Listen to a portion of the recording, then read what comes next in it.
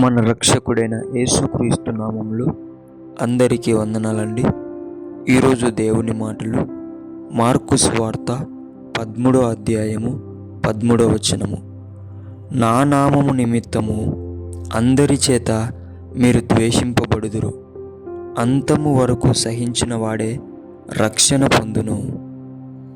ప్రేమన దేవుని బిడ్డలారా, గమనించినట్లయితే మంచిగా ఎక్కువ పండ్లు కాసిన చెట్టుకే రాళ్ళ దెబ్బలంట.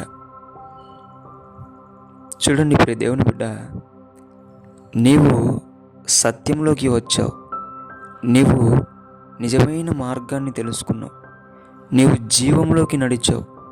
కాబట్టి నిన్ను అనేకులు ద్వేషిస్తారు. ఎవరి నిమిత్తమో తెలుసా? నీవు ఏ నామము తెలుసుకుని రక్షింపబడ్డావో ఆ నామం నిమిత్తం నిన్ను ద్వేషిస్తారు.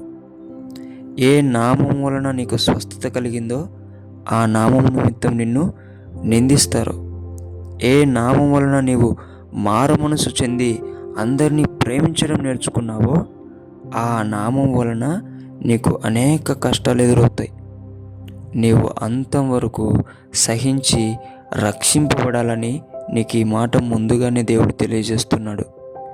ప్రియ దేవుని బిడ్డలారా, మనమందరం కూడా మంచి పండ్లను అనేకులకు అందించి మనం రాళ్ళ దెబ్బలు తినేవారిగా ఈ లోకంలో క్రైస్తవుడు మనకు నిదర్శనంగా ఉండాలి.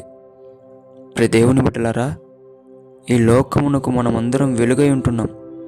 కాబట్టి అనేకులు వెలుగులో అనేక రకాలుగా చేసేవాళ్ళు ఉన్నారు.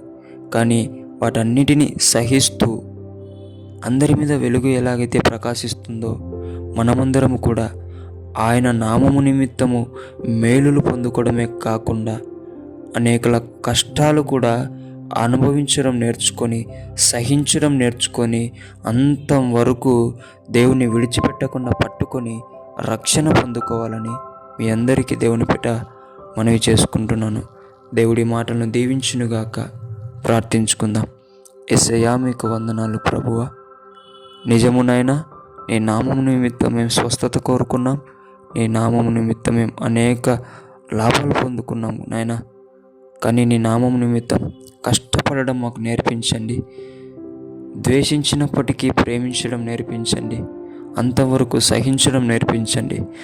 రక్షణ మాకు అనుగ్రహించమని యేసు నామములో ప్రార్థిస్తున్నాం తండ్రి. ఆమెన్.